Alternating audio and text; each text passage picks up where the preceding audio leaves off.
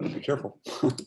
Okay, so I know I wrote all over this earlier, sorry. But the thing you need to remember, or the thing you need to know about momentum, which is what chapter 9 is all about, is momentum is actually super easy. And most of these problems, I think a lot of you who are doing a lot of your work in this class, you're going to find this chapter is super easy. It's more just plug and chug. So as we go through this, I'm going to explain the ideas, the concepts, the math equations behind everything. And then I'm going to try and highlight for you the equations you need to know and when you need to use them. But to be totally honest with you, the derivations are a magnitude harder than the actual tools, the actual equations. We're going to start with center of mass, which is admittedly boring. And then we're going to get into collisions, and we're actually going to talk about impulse, and we're going to end with the rocket equation. And the rocket equation is really cool. I have a lot of things to say about rockets, and you're going to learn a little bit about rocket science in this. I kind of joke that you'll be a rocket scientist by the time you're done with the chapter, and you kind of will. We'll talk about it. But you'll definitely understand a lot more about rockets than a lot of people do and how they work. And I really, really honestly believe that momentum is the secret to the universe. It's the secret to all motion. And we'll talk about why after we do some really boring center of mass stuff. So, okay. So we've been assuming this whole course, and remember, we're always talking about motion. Of course, the course is how to find or predict the motion of particles and systems at some future time if we know certain quantities at a given time. But we've assumed that everything was a point mass, and we treated everything as a point mass. And in the next chapter, chapter 10, we're going to be doing something called moment of inertia. And we need to understand how mass distributions work. It's not actually hard, but an extended object like, I don't know, your body, how can you be justified in saying that your center of mass is at the center of your weight? There's actually a little bit of I don't know, academic argument or people trying to prove that your center of gravity and your center of mass are the same thing. We're going to take that for granted. I'm not going to derive it or try to prove to you that your center of mass and your center of gravity are the same thing. It's one of those questions that mathematically is a nice proof of it. But we are going to talk about what happens when you have, instead of one mass, two masses somehow connected. And those two masses are not the same body. So we go, oh, well, if we're supposed to be treating this as a point mass, can we find a point where those two objects act like a single mass? And that single mass, we can just write F equals ma. So in order to find that point, and we definitely can, we need to figure out some mathematical rules or the equation that governs it or whatever. And then I want to talk a little bit about what's called a proof by picture or illustrated proof of how we can treat some other objects that are extended, like say a vase or a cylinder or a sphere or a box. There's some proofs of why those things can be considered a point mass. It's really important. If you guys are mathematicians, you already know the idea of proof. The formal idea is that you can't just say, I'm going to treat it as a point mass and give no assumption, no justification. So in physics and in math, you say, okay, I'm assuming these things and I'm going to prove that this center of mass is true, and then I can actually say something. I don't think we need this huge library of proof at this point. If you move on in physics and engineering, you're probably going to see some proofs of some of these things later. I'll give you simplified proofs where we need to, and derivations always, but so just know that there are a lot of proofs of these things. So let's imagine we have a system of 2 blocks and we connect them with a massless, frictionless rope, and we pull on them with a force to the right. And we assume that this is going to be our positive. We already know how to do the free body diagrams in the Y and in the X. There's no acceleration in the Y, and I don't care about the Y, so I didn't include those equations. I only included the X's. But we can see that for the mass 1, we get that mass 1 times acceleration is the tension. Mass 2 times acceleration is force minus tension. Substituting the tension equation in, I get that the force is m1 plus m2 times acceleration. And that's great.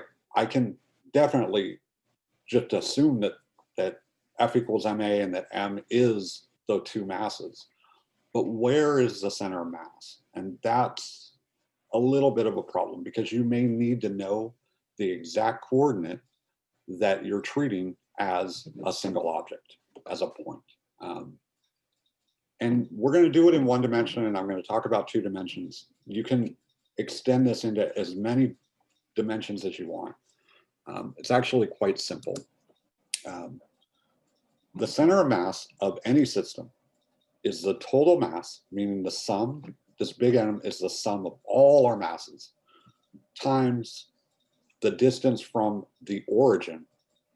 And that's equal to each mass times the distance to the origin, summed up. So I didn't put this as a big summation equation. They usually do. This is the sum of all masses times the vector going to the center of mass from an origin you choose. That's going to be the big thing. And if we want to solve this for R, and R could be X, R could be Y, R could be Z, R could be along the XY plane, it could be whatever we wanted. In this case, I'm doing 1-dimensional, so I'm calling it X. R is just M1 times the distance from the origin to the center of mass of M1, plus M2 times the distance from the origin to the center of mass of mass 2. And I'm dividing that by m. I'm assuming M1 and M2 can be treated as point masses, and you'll see that in a minute. So let's imagine we have 2 point masses that are 1 kilogram each and a center-to-center distance of 1 meter. Before we do anything on center mass, this is the most important thing, and we're going to have this happen in equilibrium in chapter 12. We always have to choose an origin, okay? Imagine you've got a baton and you're trying to find the center of mass. The center of mass would be where you could put that baton on your finger and it wouldn't fall off your finger. So you could balance it on your finger. So we're going to choose 0 to be on mass 1. And we've got this 1 meter long rod. So 2 is at 1 meter. And we're assuming mass 1 and mass 2 are point masses. Okay. And we want to know where the balance point is, where the fulcrum would be if we wanted to balance this on a point. Okay, I've done a super simple example. I'll do a little bit harder in a minute. But I already said that big M was the sum of all the masses. In our case, we have 2. We have mass 1 and mass 2, and they're each 1 kilogram. So that's 2 kilograms. Now, I've chosen X to be here. So the center of mass of mass 1 is at 0. But I chose that. I could have chosen 0 to be at number 2. I could have chosen 0 to be 300 kilometers to the right. It doesn't matter. I chose it to be 0 so that I could get rid of one of these masses. I wouldn't have to worry about it. If this is 0, then the center mass of 2 is at 1 meter.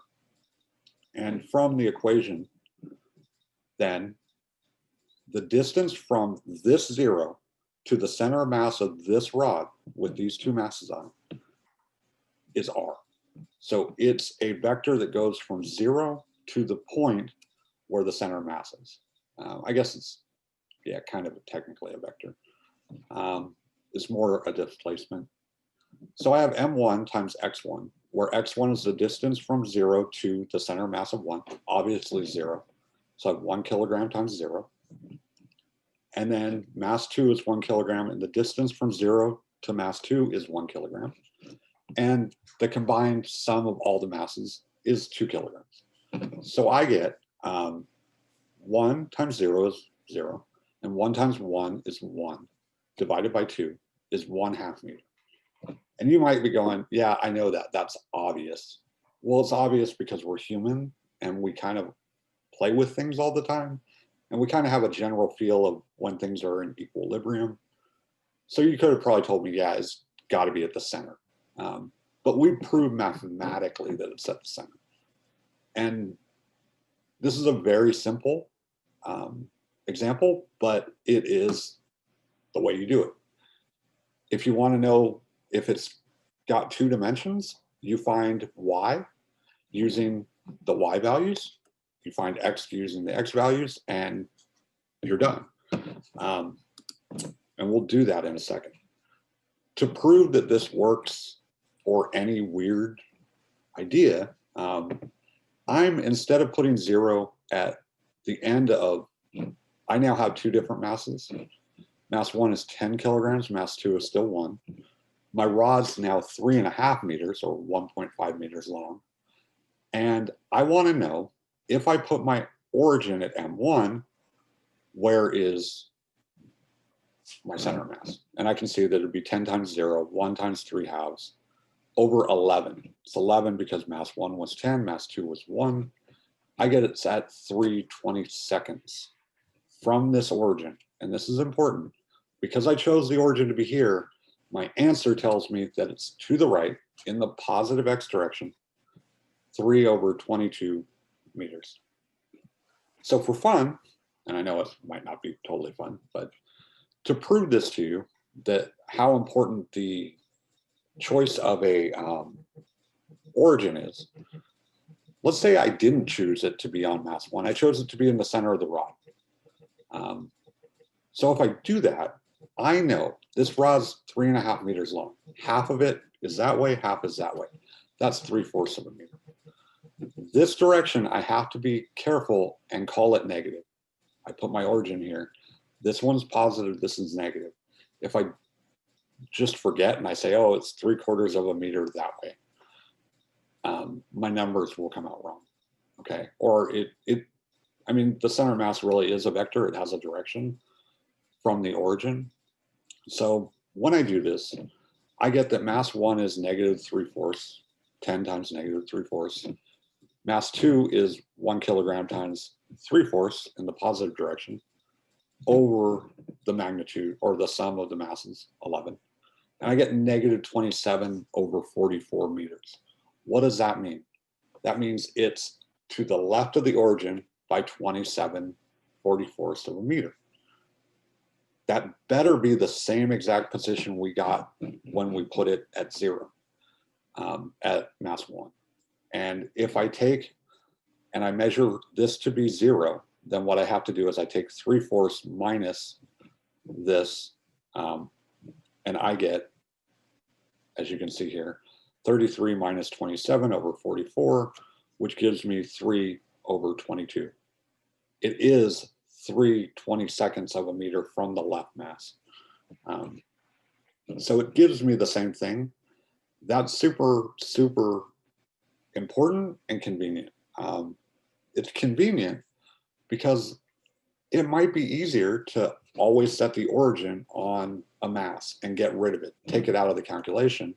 And then all you have to do is basically figure out how far away this one is and divide it by the sum of the masses. When you do more complex problems, this is called symmetry.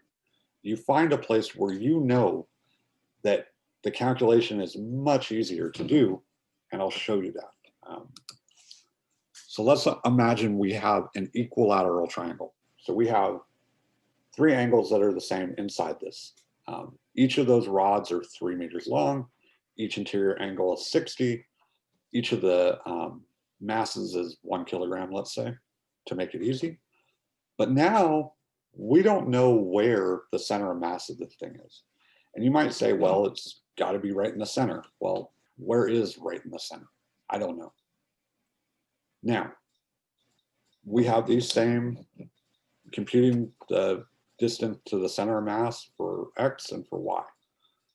I'm going to choose one of two ways. I'm going to start by choosing 2. At the center mass of 2, that will be my 0, 0. Okay. When I do that, if I let each mass be 1 kilogram, the sum of the masses is 3, obviously. The interior angles all have to be 180, so we get 60 degrees for each angle. We're going to choose the origin to be at mass 2. Now, that means that this distance up will be 3 sine of 60. Okay, I hope you can see that from this right triangle that would be here. So the height of number 1 would be, well, and the distance from here would be 3 cos 60 and 3 sine 60, assuming that 2 was 0, 0. Mass 2 is at 0, 0, and mass 3 is obviously at 3, 0. Once I have that, I know all these m's are 1. All I have to do is plug in the x values. This one, the x value was 3 cos 60, x2 is 0, x3 is 3. And I've done that here. So cos of 60 is 1/2. So I get 1.5, 0, 3. And I find that the center of mass in the x coordinate is at 1.5. But that's obvious. And this is what I'm talking about with symmetry. I know that when I look at this, if I bisect this up and down at 1.5, at half the distance along here, I have an equal amount of mass to the right and to the left. And therefore, just looking at this, I know in the x direction, it has to be at 1.5. In fact, I know that it would have to be along this bisection and along this, and I could draw 3 straight lines and figure out where it is. But it's probably faster to just do the y equation and get the y coordinate.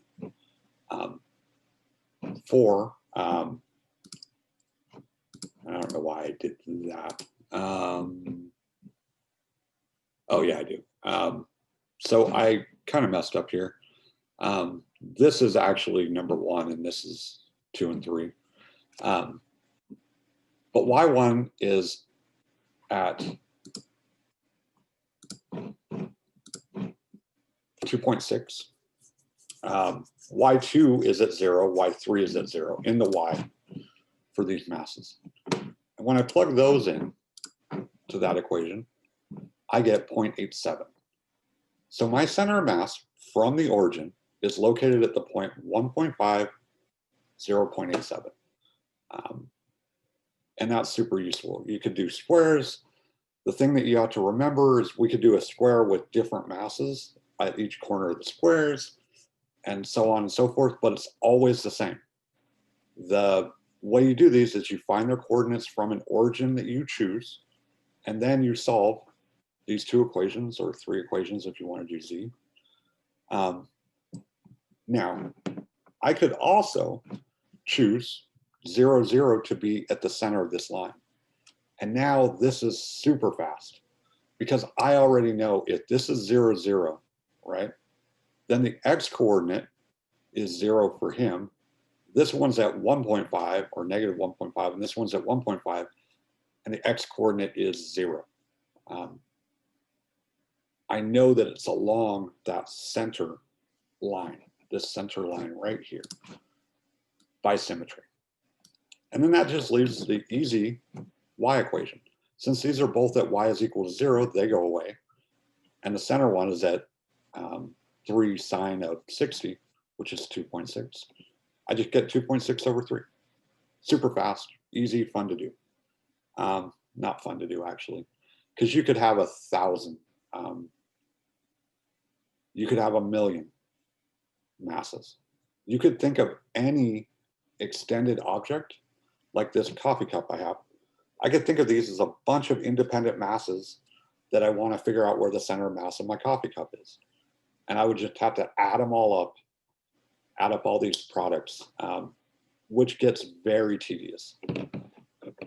In this class, well, before I say that, if you have an extended object, the actual way to do this with a very large number is you sum all the MRs, where R is the radial vector from the origin you choose to the mass or the center mass of each point mass. If this is an infinitesimal sum, then you know that that's an integral. And this integral actually turns out to be x dm over m. This can be a huge pain. It's easy to do for like a rod. It's easy to do for a sphere. It's easy to do for almost anything symmetrical. And this could be y or z. If we assume that the density m over v is constant, then dm over dv, that just means a very small amount of mass over a very small volume is constant. We can plug in, oh, did I do that weird?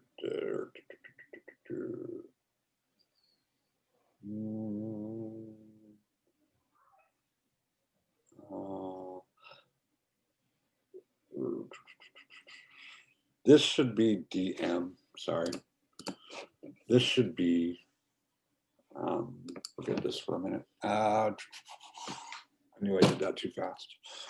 So if I have 1 over m times x dm, and I multiply by p m dm over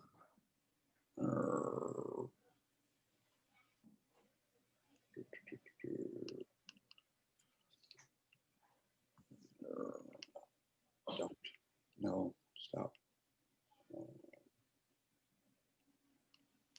So if I multiply this by 1 over p times dv over dm, this is just 1. P is dm over dv. When I do that, I get 1 over m times the dm's cancel, and I get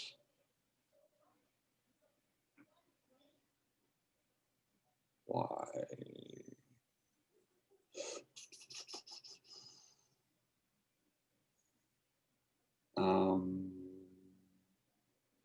Why is this?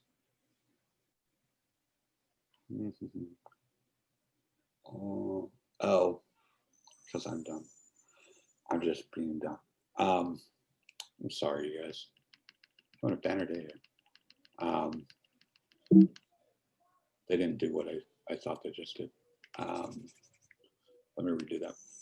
So x is equal to 1 over m, x dm. If I multiply by m dm over dv, and I multiply by p, so I multiply by p on both sides, I can then, this p becomes m over v, so I get x is m over m 1 over v, and I can bring this over to the other side as dv over dm, dm's cancel, m's cancel, and I get this equation right here.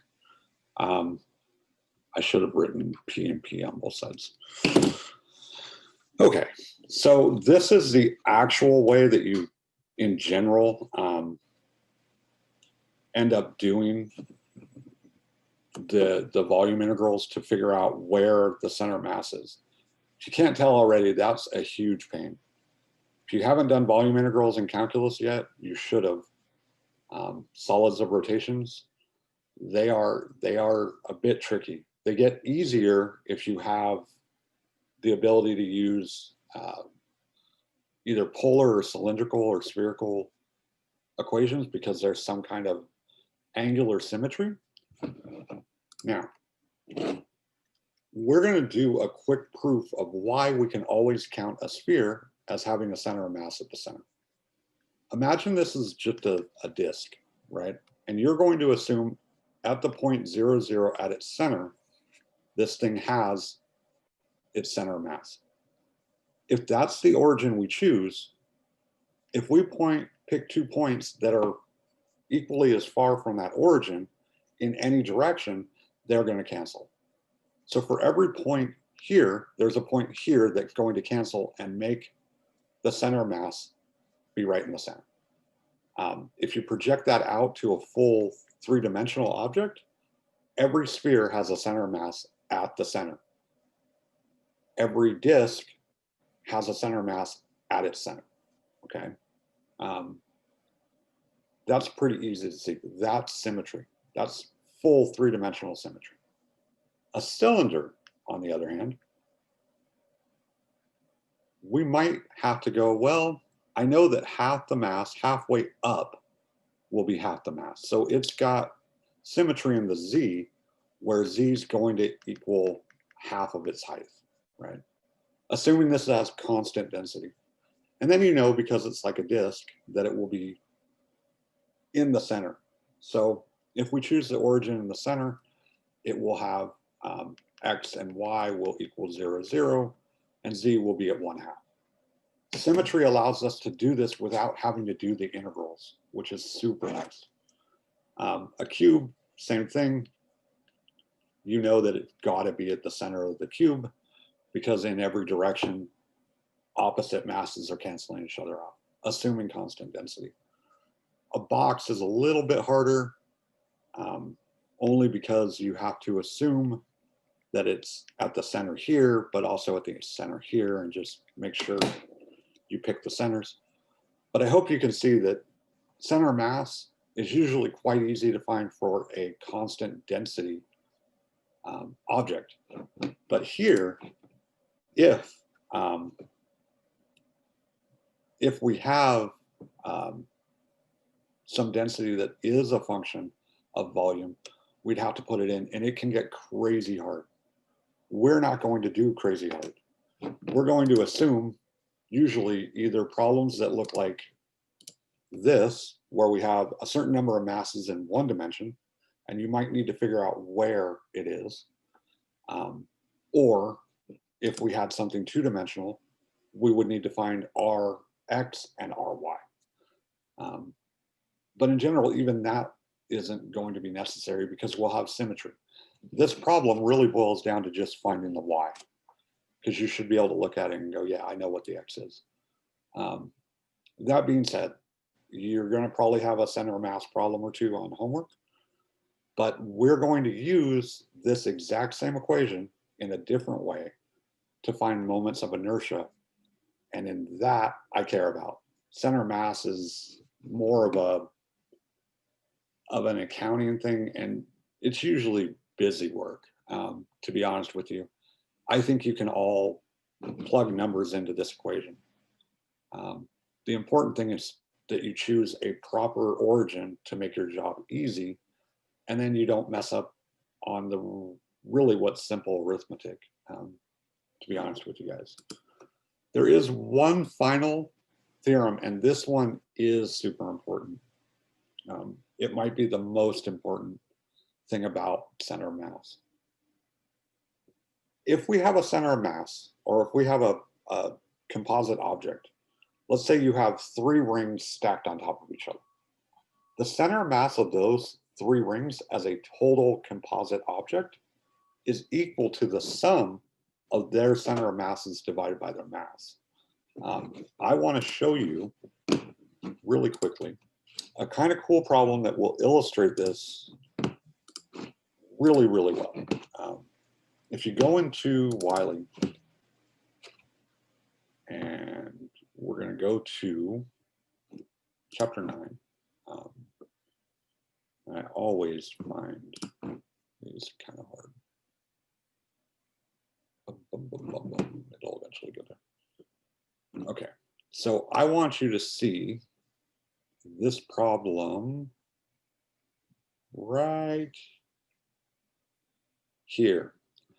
So imagine we know what the center of mass of a disk of metal is.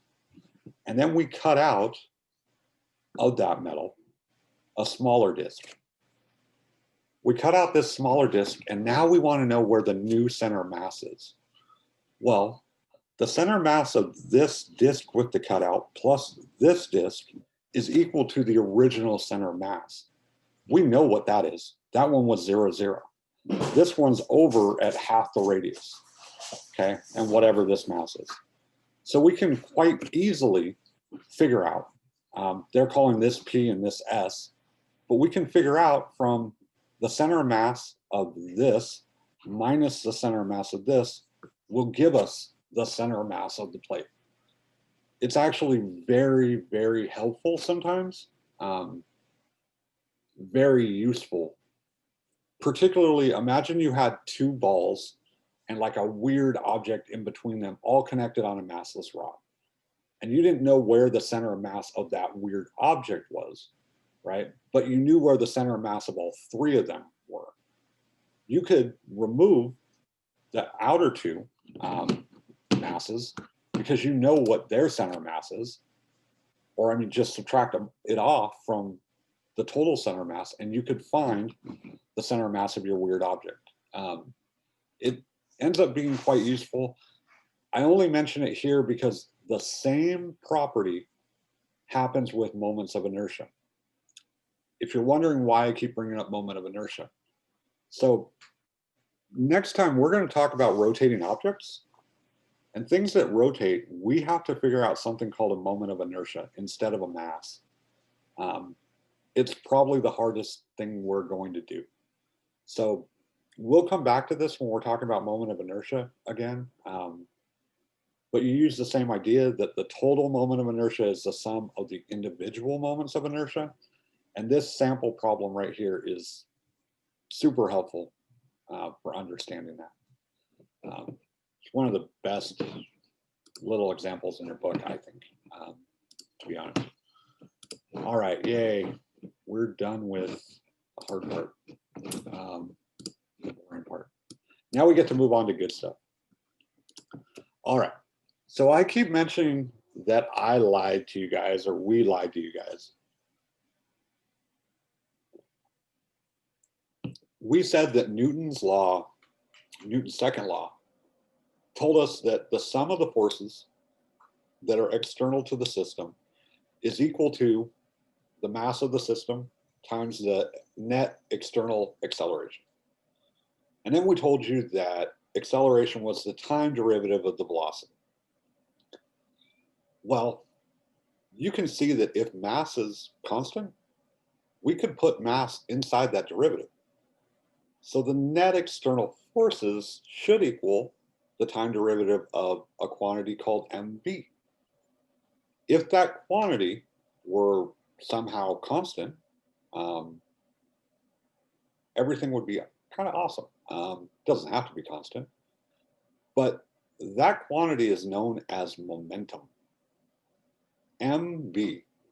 So an object's mass times its velocity, or a system's total mass times its net velocity, the velocity of its center of mass, ends up being something called momentum. And momentum, it turns out, is conserved. And it's a very, very useful quantity to figure out everything that happens whenever the motion of an object or a system changes. We're actually going to see that over and over again for the rest of this lecture. So what Newton really said was, if you have an external force acting on an object, you get a change to that object's momentum. And you might say, well, why didn't we write that way? Well, we're going to see that you don't necessarily need to have an external force. And that's kind of the weird thing. But anyway, linear momentum. Momentum is a vector. That means that if I have a ball traveling to the right with some velocity, so let's say this thing has a mass of 5 kilograms and it's traveling at 10 meters per second to the right, it would have a momentum of 50 meters per second in the positive x-hat direction, assuming that's the x-hat direction. It could also have like a momentum 30 degrees off x, and you could figure out what px is and what py is, okay?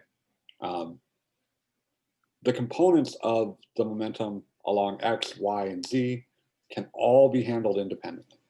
So we really only need to know one dimensional and then put them all back together. The one weird thing that I have to say, and I've never understood this for the life of me, for such an important quantity, momentum has units of newtons, of kilograms times meters per second, okay? That unit has no name. If you go on Reddit, some hilarious people call them moms, but there's no name for a unit of momentum. The reason why I keep saying linear momentum is this is momentum in the X, Y, Z, some kind of cardinal direction. When an object rotates, it has angular momentum. It has momentum due to it rotating. And we're going to deal with that next chapter. This is simply the momentum it has in the X direction, or the Y direction, or the Z direction, or the magnitude of all those momentums summed together. So now, Newton's first law: an object at rest stays at rest, an object in motion stays in motion. We know that that tells us what happens when the acceleration, or more importantly, when there's no external force on the system. V is constant. With momentum, if there's no external force, then there's no change in the momentum.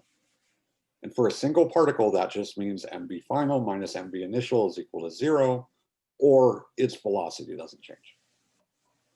For multiple particles, something weird happens. I'm going to use Eric because he's the top one on my thing right now. Imagine me and Eric, though, are standing on ice together, and I'll do the astronaut in a minute, but we're standing on ice together, so there's no friction below us, and we both push off each other. There's no external force. We are the system, and we're pushing each other, so that's only internal. But however my momentum changes, Eric's momentum changes in the opposite direction to account for it. So you can have a change of motion without an external force. And that's why we don't, in general, write that Newton's first law says the change of momentum is 0. It doesn't say the change of momentum is 0. It says momentum conserved for the whole system without an external force. But an object can certainly change its individual components' momentum without changing its total momentum. And we'll see that right now, or in a minute anyway. If we have multiple particles and there's no external force, what we write is we write M1, V1 initial, M2, V2 initial, all for all the particles, however many we have, and set those equal to M1, V1 final. Super simple, right? Just a long string of products.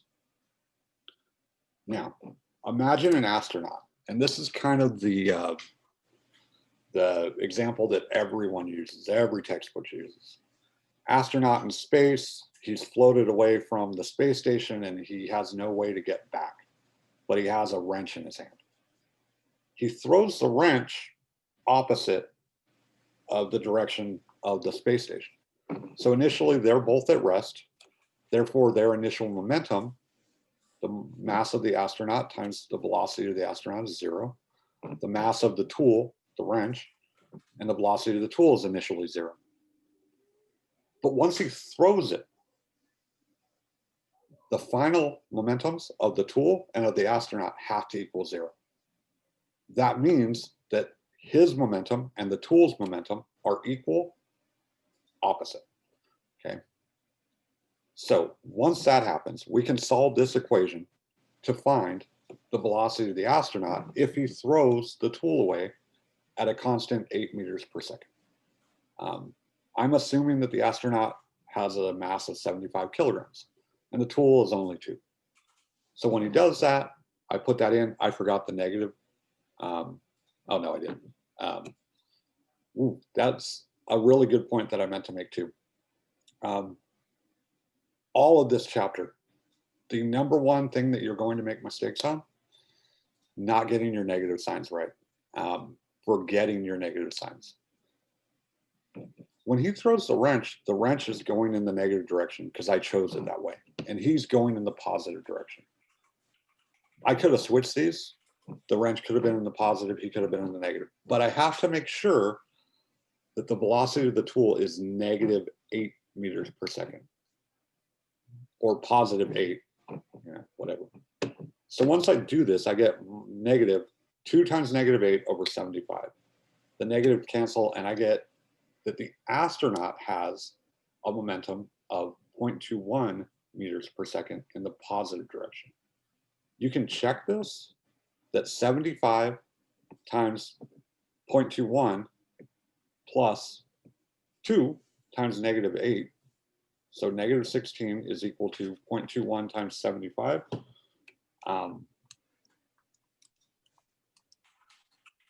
It's close. I think I rounded that 0.21. No, I guess not. Yeah, I totally rounded that. That's 0.21333333. But this is interesting, right? At least I hope it's interesting to you, because an example that I'm going to actually add to this that I totally forgot, and I'll do it in a minute. But a lot of things that you think are happening or that you think require forces actually don't. I'm actually going to talk about something really fast in 2 dimensions, even though it's not on the original slide. So there's a problem that I'm probably going to give you for homework that has a firework. And the firework is a projectile launched at like 60 degrees or something. Shoots up at max height. What do we know happens at max height? The velocity in the y is 0. The velocity in the x is still v cos 60 or whatever, right? So if this thing launched at 10 meters per second at an angle of 60 degrees, when it gets here though, it blows apart. And when it blows apart, it becomes 2 chunks. Chunk A falls straight down. Chunk B keeps going. And what we want to know is what is the velocity of chunk B here. And then from there, we can figure out how far it ends up going and all that good stuff. Well, what happens here? We do this as a momentum equation. So we know that the initial momentum is the total momentum of A and B.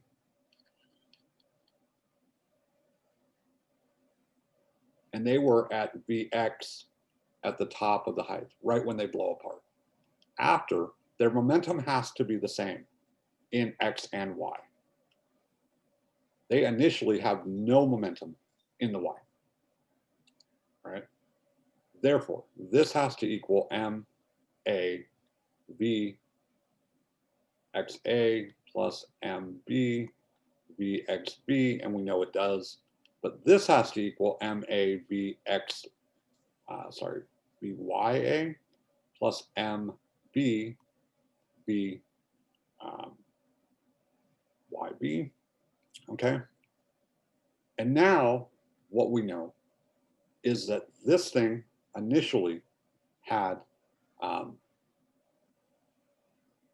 here, A loses all of its momentum, okay? So what we get is we get MA plus MB times the initial velocity of X is equal to MB VXB, and therefore VXB ends up being MA plus MB VX over MA. If these things are equal masses, it ends up going twice as fast, okay? That means that what happened was it took all the momentum away and A lost all of its momentum. Momentum's a weird thing. There is a force happening here, the force that blew the firecracker apart, but it's an internal force. So the momentum of the system is changing because something happened internally that changed its momentum. But there's no external force other than gravity here. Okay, it's weird. It's a weird problem. It's a fun problem. but it's worth doing. Okay, so all that's good. We've done a bunch of stuff recently with work, and we know that work is F dot D, which is Newton meters, which we set are joules. And you might have been asking yourself, or maybe you weren't, what if we, instead of worried about the distance we applied a force for, so let's say we tug a mass with a force some distance d, but what if instead I wanted to know, well, if I pull with a constant force for some delta t, what happens? How do I find the velocity after that change of time? Well, F dot, and I say dot, it's not really dot. I mean, it's a dot because t's kind of a scalar. But F dot t is something called impulse. And impulse is actually all around you. Impulse is used by almost everyone to figure things out. What impulse is it's the force times the amount of time that it was applied. And what that gives you is it gives you a change of momentum. I don't want to write it that way. A change of P. Remember that delta, the triangle deltas are always final minus initial. Let's verify our units here. Newtons times seconds are kilograms, meters per second squared times seconds. That cancels one of the seconds. And what we get is we get mass times velocity, okay? Right now, though, we're talking about external forces. This force that I'm talking about is an external force being applied, okay? So if I apply an external force, we denote it as J. That force times T gives us a change in momentum. It has, impulse has the same units as momentum, kilogram meters per second. A quick example of this. I know not all of you have probably played baseball. I hope everyone knows baseball. But in baseball, a pitcher takes a ball and throws a ball at a batter. And the batter hits it with the bat. And the ball flies back in the direction of the pitcher, maybe. We're going to assume it's a one-dimensional problem where we have a pitcher, he throws a ball, it goes flying towards a batter with some velocity, and the batter then hits it with a bat, right? And it flies, I don't want to do that. It ends up hitting, God, I can't draw a straight line from how I'm sitting. It ends up flying straight back at the pitcher with some V final. Now I'm going to say that the ball has a mass of 2 kilograms and it was initially traveling at negative 44 meters per second. I'm going to assume to the left is negative, to the right is positive. It leaves the bat doing 39 meters per second after an impulse of 0.8 seconds. And what I want to know is I'm going to assume that the force was constant. So I want to know how much force is required. Doing some simple math,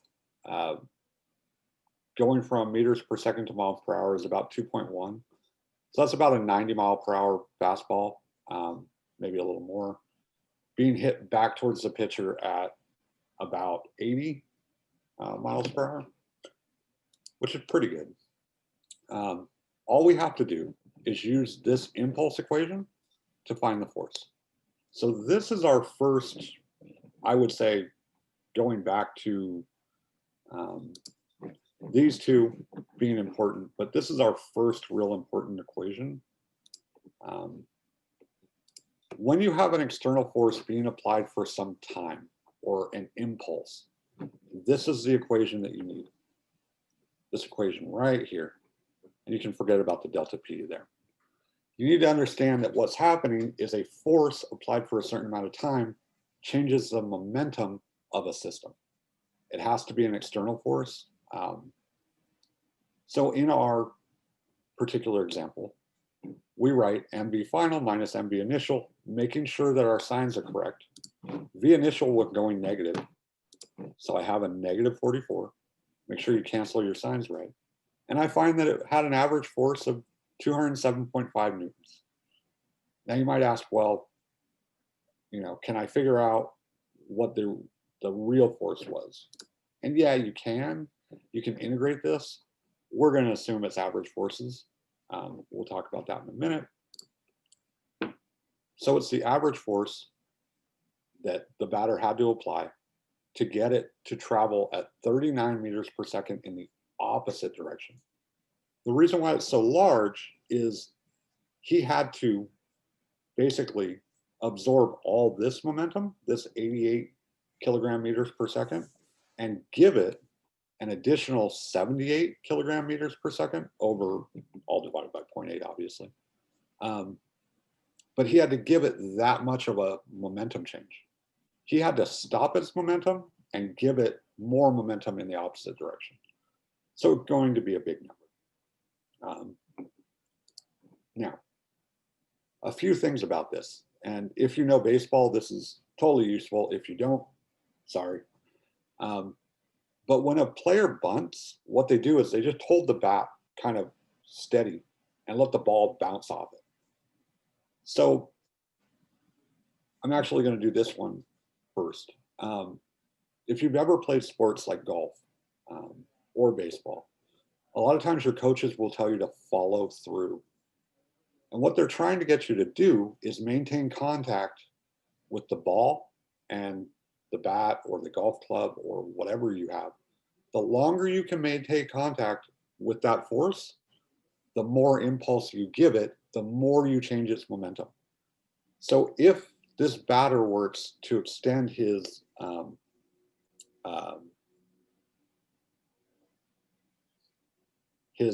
impulse from 0.8 to 1.2 seconds, and we wanted to know the final velocity, here we can solve this for final velocity by adding this to both sides, and we get force times time plus mass times velocity initial is mass times velocity final, divide that by m.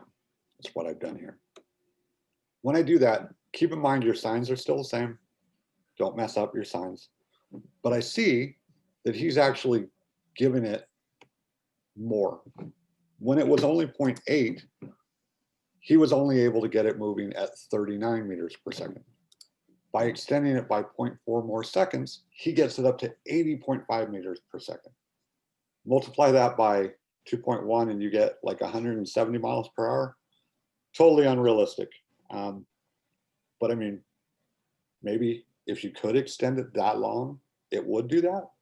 I don't know how long a typical baseball is in contact with a bat.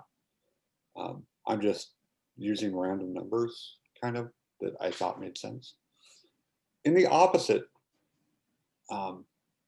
way, a bunt is holding the bat so that it just barely hits it and the time of the impulse is so small that you effectively don't change the momentum at all. The impulse is just tiny and you let it just kind of bounce away from you. There's, when I do this, there's one problem that can come up. And that's that, as you can see here, because this is so small and this is a negative, I ended up with a negative final velocity, which means the ball continued going to the left. And that's okay. You can imagine that it like kind of popped up over the bat. No big deal. It doesn't make a lot of sense. I would probably, in real life, it would stop and probably just drop straight down. But yeah. So, or it would hit at an angle where it could drop down. It doesn't matter. I'm just saying that it could actually end up being negative if there wasn't enough impulse to stop the incoming momentum. Okay. Now, the beauty of all this is real world science. We can't measure forces. You can in a lab with a spring or a sensor or a voltmeter, but in general, in the real world, if you're watching a car crash, you can't put sensors on well, I guess you could on the car, but if you're looking at something and you can't actually put a force sensor on it, how do you find the force? You can use a high-speed camera, find the velocity before and after, find the time that the impact occurred, and use that to determine what the force was during that collision, during that impulse.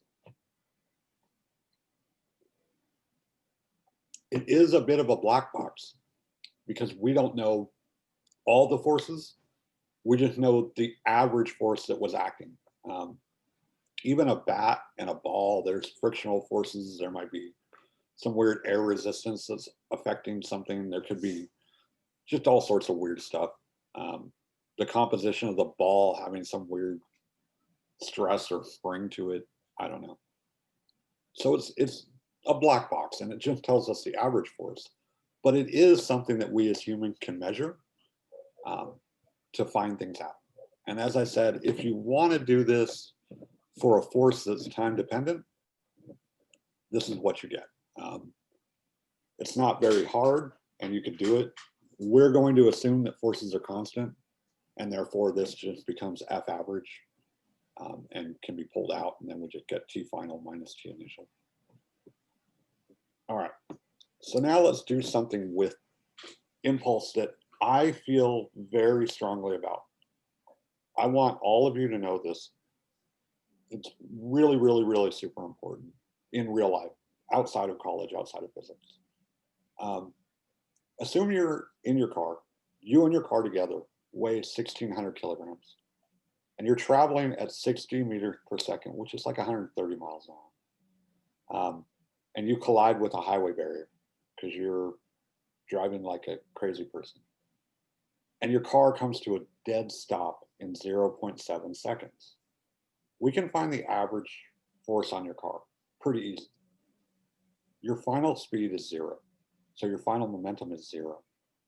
And your initial momentum was 1,600, your mass, 1,600 kilograms times the speed you were traveling at. The average force on you is that momentum divided by the time of the collision. So we divide 1,600 by 0.7, and we get a force of 137,000 newtons. If I divide that force by your mass, I get an acceleration of negative, it doesn't have a negative sign, but negative 85.7 meters per second squared. That's almost 10 Gs, okay? Humans can survive up to 40 Gs, but in general, at about 5 Gs, a lot of people lose consciousness. At about 10 Gs, you start having horrible concussions because your brain bounces around. So how do we stop this? How do we stop people who are going to drive too fast and hit things with a car? How do we save their life? How do we save their life using physics? Well, one thing we can change is if we can change the time that the collision takes place. How we do that is with airbags. And you may think, if you've never been in a crash, that an airbag inflates and gives you somewhere soft that you're going to crash into and not get hurt. That's not what an airbag does. If you've been in a crash where an airbag deploys, you're probably going to be hurting. If you don't catch part of the box that it comes in on the way, you're going to be in a bad enough crash that the airbag is going to deploy. An airbag inflates and immediately deflates as you're hitting it. That deflation makes it so that the time of your collision is extended. The time that it takes your body to slow down gets extended, which is really helpful. That extension of the time, we can see here, instead of 0.7, we plug in 1.4, we get a reduction from 137,000 to 68,571 newtons. If I divide your mass, that force by your mass, I see it's 42.9, which is less than 9.8 meters per second squared. Which is less than 5 Gs, which is completely survivable without injury. In fact, on roller coasters and stuff, you routinely will get up to like 5 Gs. So what an airbag actually does is it extends the time of the impulse in order to slow or to decrease the acceleration necessary for that change of momentum.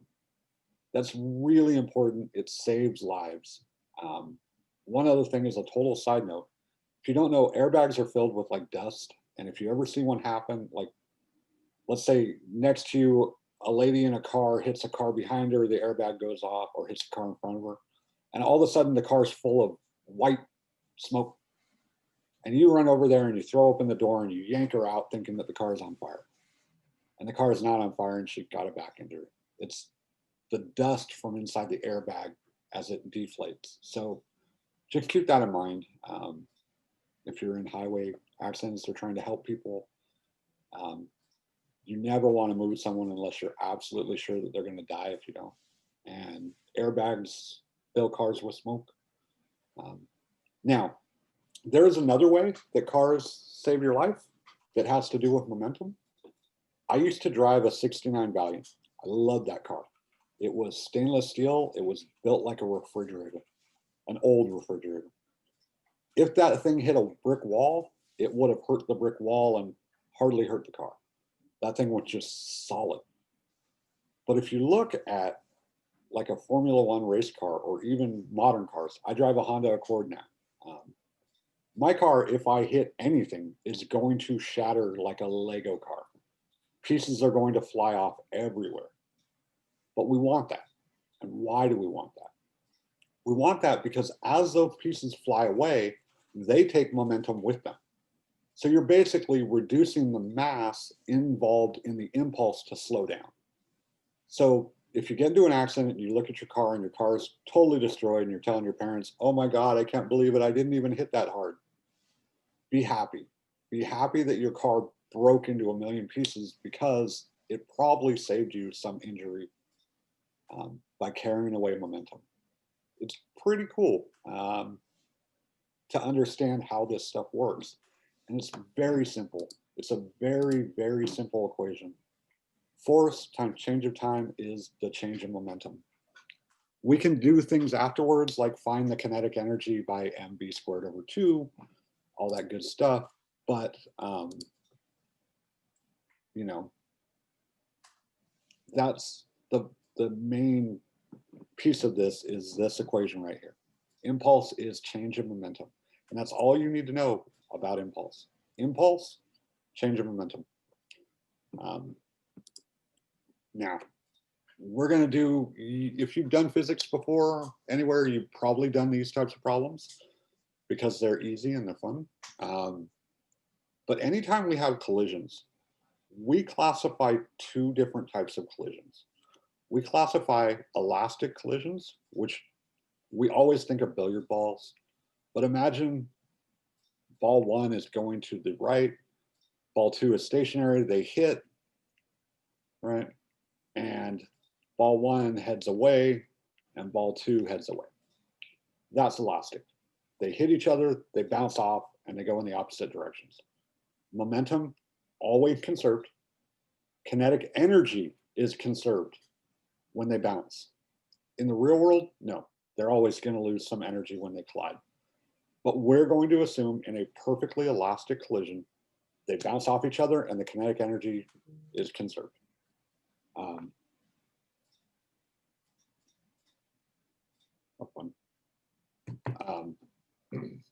Inelastic collisions, same thing. One's traveling to 2, they hit, they stick together and move off as a single object.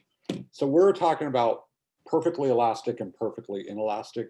In the real world, you might have some parts that stick and some parts that bounce and blah, blah, blah. We're not concerned with that. We either have elastic, they bounce off each other, or inelastic, they stick and move as one. In an inelastic, the kinetic energy is not conserved. The momentum is always conserved. In every type of collision, momentum is always conserved. But why is the kinetic energy not conserved? Where would energy be going if the objects stick together? Well, they have to break down some of the intermolecular forces between them in order to stick So if they're going to stick, they're going to lose some energy to the actual joining of the two objects. We're almost always going to talk about just two objects, keep it simple. You could come up with some weird thing with like 3 or 4 balls all hitting each other. Yeah, those problems would be insanely hard. So we don't want to do that. Further, so elastic collisions, they hit each other, they bounce off. We're going to assume we're going to do it in one dimension. It's going to turn out later, much like everything else, we can do a 2-dimensional collision. And if we do that, we just have to find it as a collision in the Y and a collision in the X, and then we can add some stuff together later. I'll do that in a little bit. But elastic collisions, we said that the momentum was conserved. That means as this ball is traveling that way, and this one's traveling wherever it's traveling, we have m1 times v1 initial. So the initial momentum of mass 1 and the initial momentum of mass 2 is equal to the final momentum of mass 1 and the final momentum of mass 2. Simple enough. That's conservation of momentum. The kinetic energy, however, is also conserved. That means the initial kinetic energy of mass 1 plus the initial kinetic energy of mass 2 is equal to the sum of the final kinetic energies. Now, don't remember this stuff. You don't need to. We're actually going to do something really, really kind of nice and clever. Remember back when we did velocity addition and we were talking about frames of reference. There is always a frame of reference. If we're just talking about two objects colliding, there's always a frame of reference where mass 2 is at rest and mass 1 is in motion.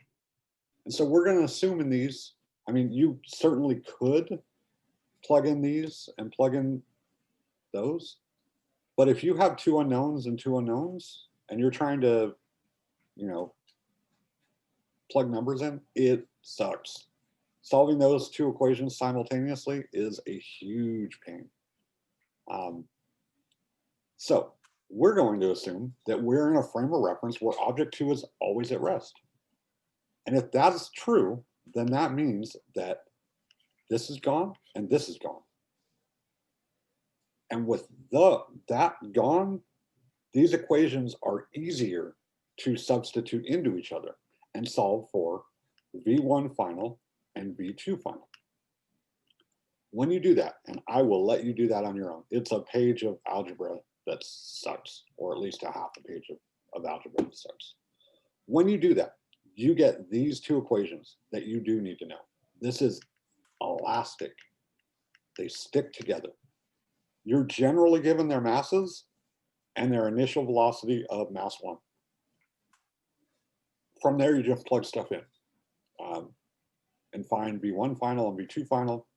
If you need to find the final kinetic energy of either one, it's that. I mean, if you needed to prove that the kinetic energy was conserved, once you found those, you could put them back into this, but that's just plugging numbers away. These are the only two equations for elastic collisions, but there are 3 cases. The 3 cases are, and this is where things do get a little weird. If we have equal masses, so if M1 is equal to mass 2, V1 final is 0. And if M1 is equal to M2, this is 2 over 2, 2 over 2, which means V2 final is the same as the initial speed of mass 1. That means what they did was in this little elastic collision, ball 1 was traveling to the right, slams into ball 2. Ball 1 stays where it is, stays at rest after the collision, and ball 2 takes off at the same speed that mass 1 was going. They exchange momentum, they exchange kinetic energy if their masses are equal. So if I ever tell you, and this is hint, hint, important, it will probably show up on an exam or a quiz. If I tell you that it's an elastic collision, and after the collision, the initial mass 1 is at rest. The mass that was originally moving is now at rest. you know that that means mass 1 and mass 2 had to be equal. That will come up, I guarantee you, at some point. Case 2 is the bowling ball colliding with a stationary marble. What I'm saying is a really big mass 1 is moving, and it collides with a very small mass that's at rest. If that happens, then we assume that mass 2 is 0 in these equations. If mass 2 is 0, we see that V1 final is the same as it was initially. And V2 final is 2 times the initial speed. So that means that if a big or a big bowling ball is moving with some V and hits a little at-rest marble, after the collision, it's still moving with V, and this guy's flying away at 2V.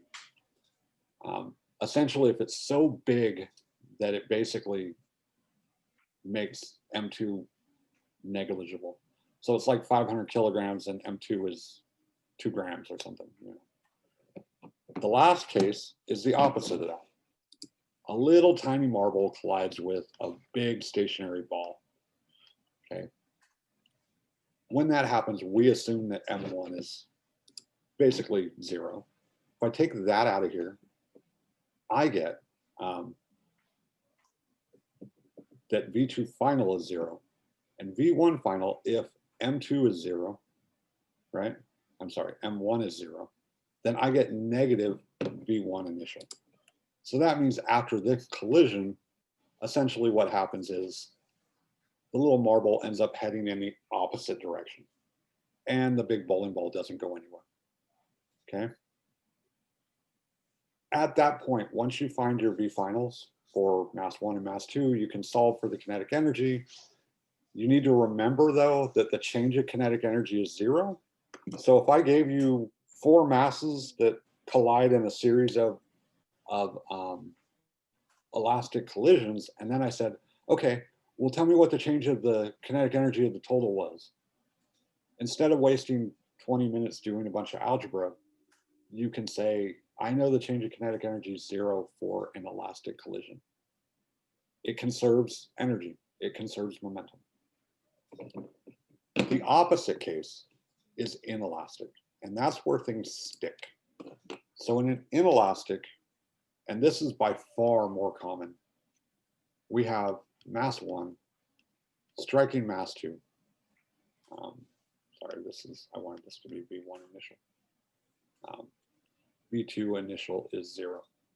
And afterwards, they're stuck together and they're traveling with a V final. So what you have is this, and this is, you have to pay attention here. This has to be conserved, which means it has to be equal, but that means that V final should be M1 V1 initial over M1 plus M2. V final for both of them. The final kinetic energy afterwards has to be M1 plus M2. They are now one object times V final squared. Now, that final kinetic energy is going to be less than the initial kinetic energies. And since this was 0,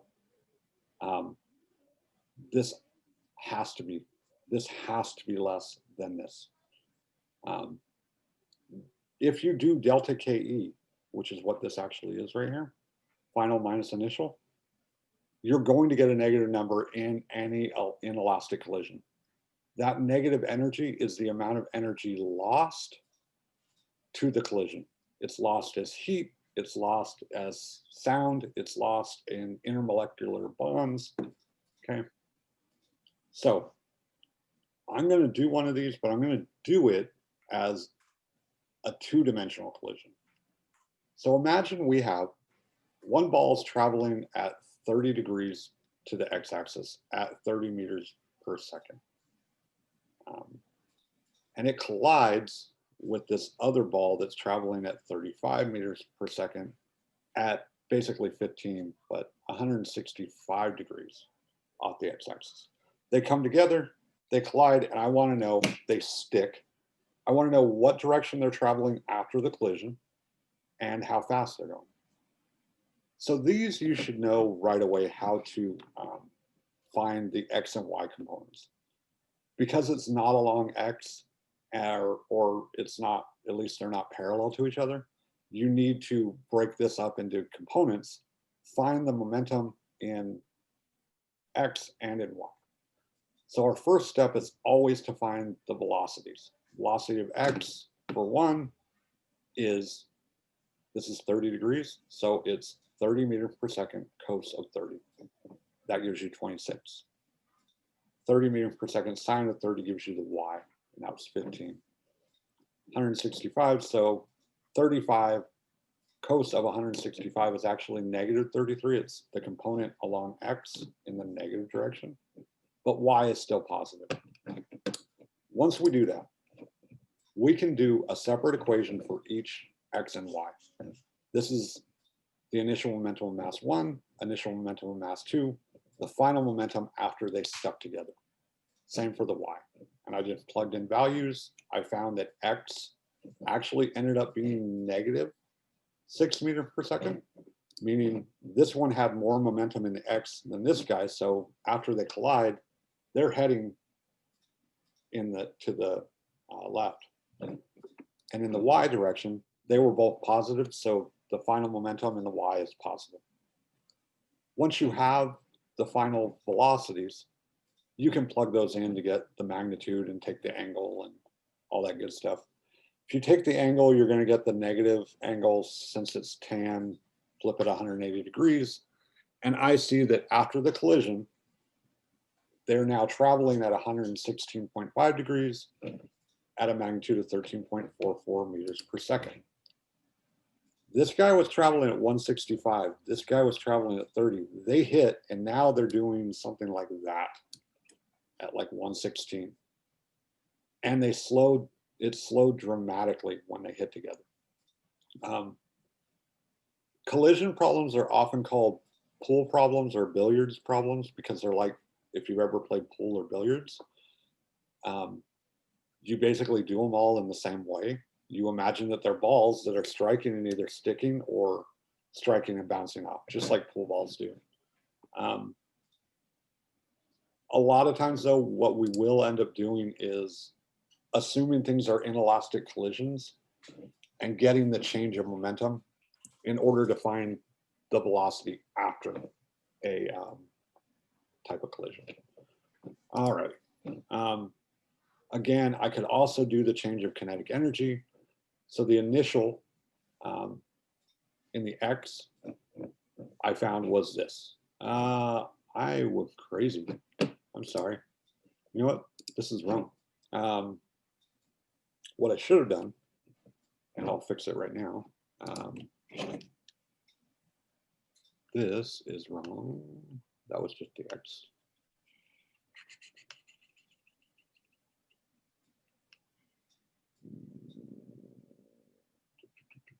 I could have left that, but oh well. All right. So initially, that guy was doing 30 and 35. So initially, this was 30 squared and 35 squared. And then it was 13.44. So 1/2 times 30 times 30 plus 35 times 35 is 1062.5 joules. Once they stick together, their mass is 2 over 2, so that goes away. 13.44 times 13.44 is 180.6 joules. And if I take 180 minus 1062, I get negative, so 180.6 minus 1062.5, I get negative 881 joules. The system lost 881 joules of kinetic energy in the collision. Probably heat and sound mostly. The reason why I had to erase it was I plugged in the X values, and I should have plugged in the magnitudes. You could find the change of kinetic energy in X and the change in kinetic energy in Y and add them together if you want. It's easier just to use the magnitude. So, all right. So this is almost our last problem before we move to rockets, but this problem is probably the most useful for us for doing physics. This is the most physics problem in this chapter. A ballistic pendulum. So when the police want to know if they want to figure out how fast a bullet traveled, or the army or whatever, they do experiment called a ballistic pendulum. And how that works is they have a block hanging from a string, and they shoot the bullet so that it embeds itself in the block and it slightly moves. It slightly deflects. Now we already know how to do the energy part of that, where if it initially has some velocity or kinetic energy and it moves up and all that kinetic energy becomes potential energy, we should know that. But we can use momentum to figure out what the initial velocity was if we know what the change of energy was. That's really helpful. So what we're going to do is we're going to break this into 3 different parts. And this problem is actually in your book too. It's in every physics book ever. You look up ballistic pendulum, it's all over YouTube, I'm sure. We're going to have the initial part where the bullet is traveling with speed v, hasn't hit the block, and the block is at rest. The second part is immediately after they've collided, because we want to get the momentum from before, set it equal to the momentum right after they've become one object, and find their velocity. Using that velocity, we can figure out how high it should go up, but we're actually going to work in reverse because we want the bullet's velocity. So finding the potential energy of gravity, using that to solve for the kinetic energy here, using that velocity to figure out what the momentum change was, and using that momentum change to find the initial velocity of the bullet. That's what we're going to do. Okay, so the velocity change is pretty simple. I'm sorry, the momentum change at the beginning. Initially, the bullet's flying with v, and the block, which I'm calling m big B, this is m little b, v is 0 for the block, okay? That means its initial momentum is 0. So the momentum of the bullet is equal to, after the collision, it's an inelastic collision, so it's the total of the masses times v final. And from there, I solved this for the initial. This is what I'm going to try to solve for. So far, I know the masses, okay? But I still need to find v final. Before I do anything else, I'm going to tell you this pendulum with the big block on it is 0.7 meters long. That is L. And when it deflects up, it deflects 11 degrees, okay? When that happens, I need to know how high this thing rose.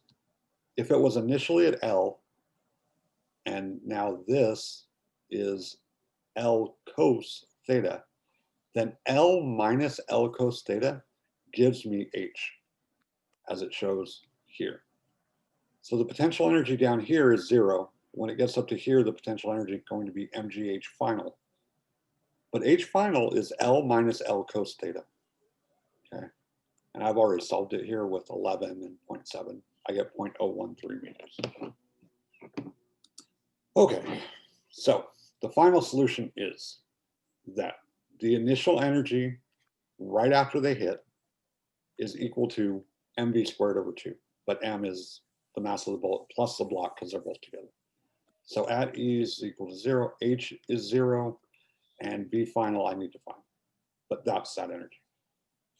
At E final, the energy is just mgh, where m is mv plus mv, and h is L times 1 minus cosine theta, as I showed in the last. It's L minus this chunk. All right, so plugging that stuff in, setting those two things equal, I can find V final. I want V final because remember, I'm trying to find V final right here so that I can find V initial. So if I plug in all this stuff and I solve for V final, the MB plus MB cancels with this. These two cancel. If I multiply through by 2 on both sides and then take the square root, I get this. Tuck that in. And if you plug in the numbers that I give you, you get the bullet was traveling at 505 meters per second in order for a 50-gram bullet to make a 50-kilogram block go up a height of 0.013 meters or deflect a pendulum 11 degrees. This is all you do on ballistic pendulums. The nice thing about it, though, is it's a energy plus momentum problem. And it's hard to find really good ones. Okay, so this last thing that I want to cover, I'm going to give you a little bit of history on it. We'll be done in about 10 more minutes.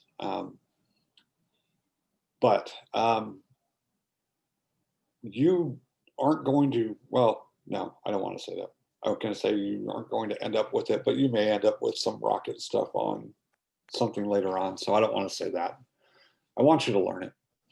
But there was a guy named Goddard who developed America's rocket program. And before they started launching rockets into space, no one knew if they worked. And in fact, people had this huge issue. A lot of really, really smart people that didn't understand physics at all said a rocket can't work because a rocket has to push off the Earth's atmosphere when it fires off. It pushes. And if it goes up into space and everyone knows there's nothing in space, so how's the rocket going to push off of nothing? It won't go anywhere once it gets into space. That's completely wrong. We've already seen an astronaut throws a wrench and he goes in the opposite direction. So if a rocket can shoot fuel, just like the astronaut throws the wrench, the rocket will go in the opposite direction by conservation of momentum. But when it launches that fuel, that means its mass is changing. And that's the real problem here. We've assumed mass is constant, but with a rocket, its mass changes. And we also know that F is the change of momentum, but that could also mean it's V dm dt if V were constant and mass were changing for some reason. So it's going to turn out that that we're going to have to do something kind of weird to get there, but that we can totally solve this equation for a problem where the mass changes. And you might say to yourself, well, wait, how would the mass change? Mass is constant. Well, remember, we're talking about composite objects. So I don't know how many of you know about Mentos and Diet Coke. You put Mentos, little mints, in diet soda, 2 liters, and they explode out. So you could put that on like a frozen lake or an ice lake and have it shoot the bottle across the lake. As it's throwing out the fluid, it's changing its mass. Something you probably haven't quite seen, maybe a gravel car, a train car with gravel in it, that the gravel's falling out as it goes, would be an example of mass changing. Just anything that's losing mass or gaining mass as it goes. We're going to assume in all these examples, though, that the mass is being lost. We're going to say that dm is a very infinitesimal amount of mass, and it's always negative. So really, dm is a negative quantity. You read it as positive, but there's a negative sign in it. It's weird, I know, I'm sorry. So let's start off with a rocket in space, and it's moving with some initial momentum. So we say that its initial momentum is just its initial mass times v. We have to write initial because it's going to change.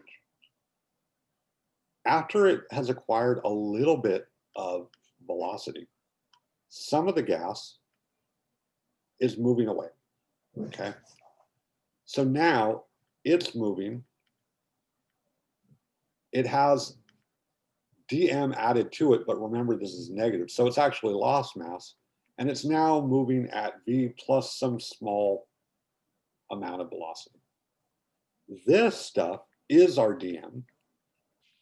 We assume that the rocket exhausts gas at a constant rate. So this is by, remember our velocities, that the rocket's still moving with v, so this is v minus vex. Whatever the exhaust was, well, whatever the rocket's moving at, just like when we did the problem with the balloon going up, they threw the sandbag out, but the sandbag kept rising. This dm is still moving with the velocity of the rocket, but it's also got the velocity added of the exhaust.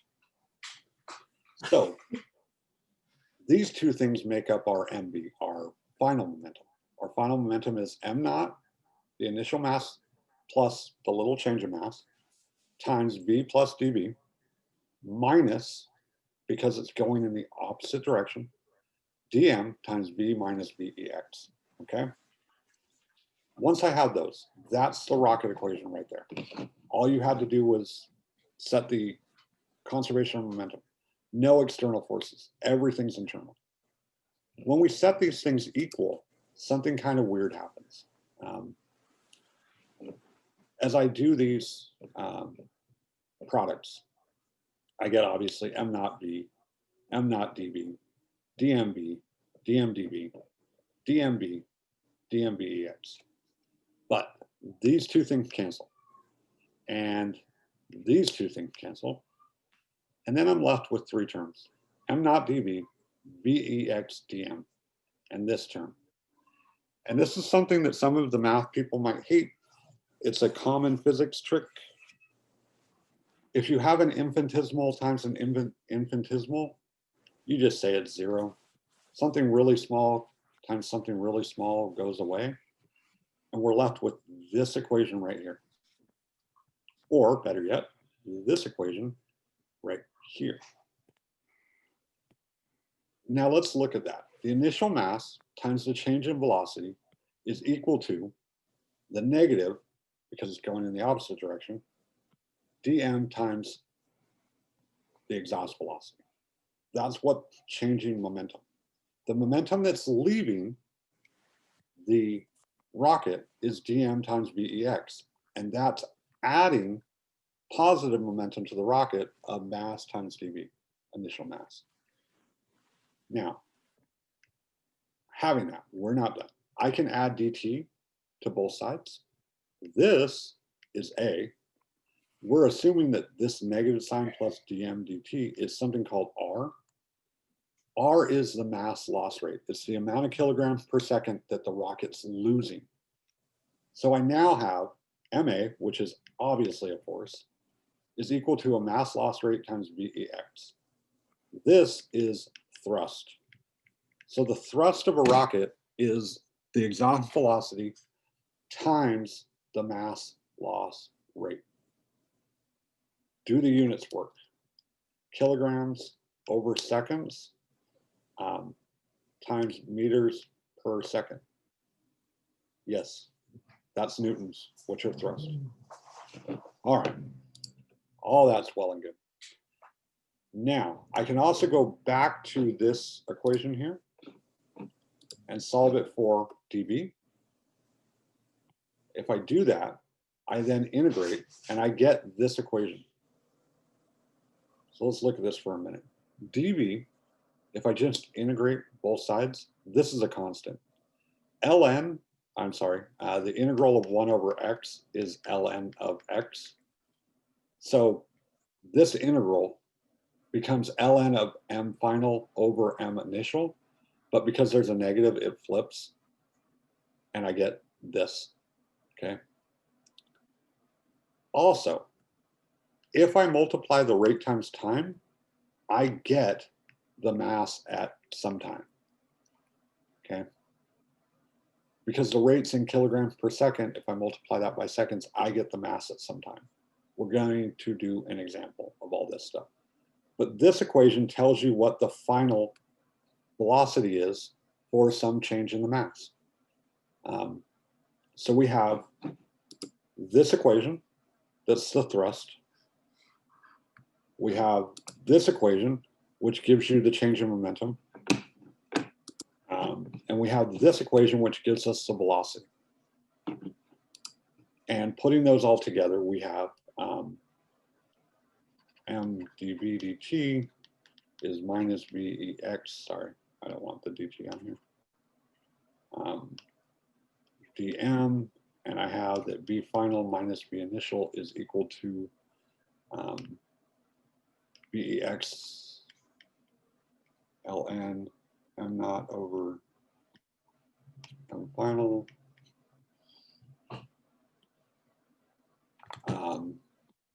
And I have that m at some t is r times t. So if I had a rocket that had 4,000 kilograms of weight on it and 15,000 kilograms of fuel, its initial mass is 19,000 kilograms. If it can burn 50 kilograms per second, that is R. That is mass over time. That's its mass loss rate. This is obviously VEX. Okay. And if I ask, well, what's the thrust of the rocket and what's its acceleration?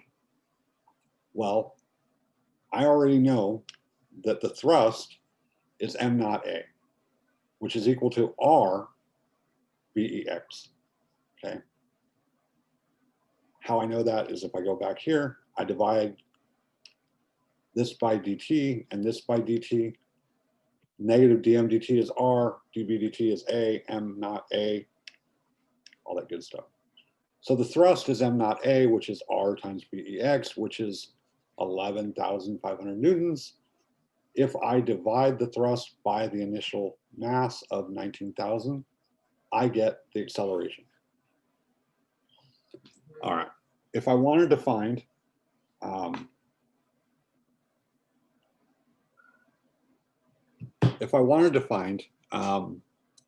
the final mass after 100 seconds, so it says after 100 seconds, how much mass is left?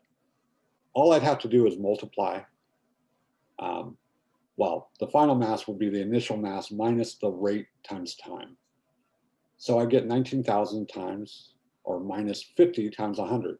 100 seconds, 50 kilograms per second. It's lost 500 or 5,000 kilograms of mass. The final mass is 14,000. Why would I ask that? Because I want to find the final velocity if it starts from rest. And so I need to solve for this. V final is V exhaust, ln, mass over mass final. And that gives me 70.24 meters per second after it's burned off 5,000 kilograms of fuel. I could also ask something like, how long could it burn its thrust for? When you go back to this, I know that it's got 15,000 kilograms of fuel, and I know that R is 500 kilograms per second. How long can it burn for? Well, that would mean mass of the fuel over R. 15,000 kilograms over 550 kilograms per second. 15,000 over 50, that is 300 seconds, right? So it could burn for 300 seconds. You could figure out what its final velocity was at that point. It's actually not too hard because we can do it right here. I know that M initial was 1900 and I know that M final is 4,000. The final is the weight without the fuel. So this would be 19,000 over 4,000 ln times 230. Let's see if this isn't something ridiculous. It probably shouldn't be.